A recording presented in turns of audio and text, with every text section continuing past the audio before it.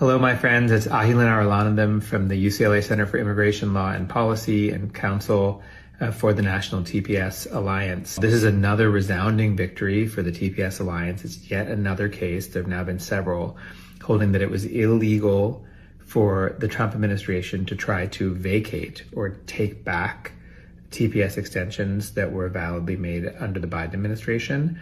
So under this decision, it makes clear that Venezuelans are entitled to hold TPS until October of 2026. I mean, it's, again, just another of several decisions that have held this in the context of both Venezuela and Haiti.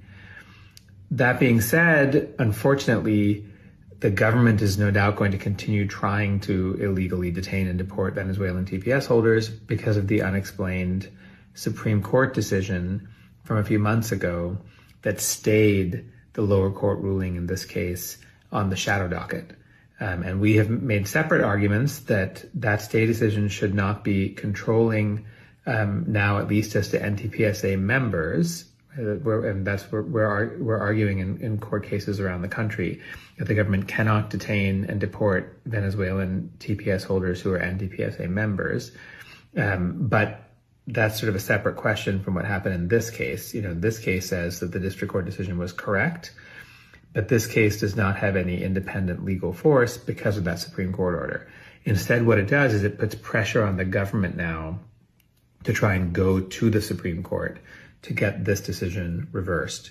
And they'll have several months to do that, at least 3 months, and perhaps more than that, maybe as much as 5 or 6 months to do that. But they will have to do that if they want to keep trying to detain and deport Venezuelan TPS holders.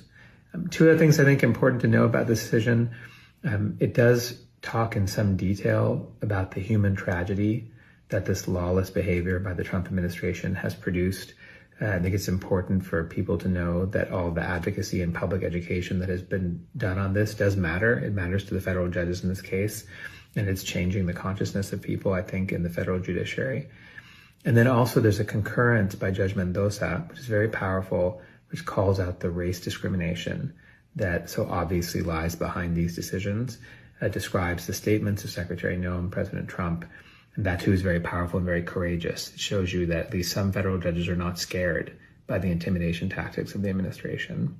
So I know it's been a long road, but I want people to know that the TPS Alliance and its lawyers, including me, are continuing to work hard for justice that the Venezuelan TPS holder community so desperately needs and deserves. All right, thanks, everyone.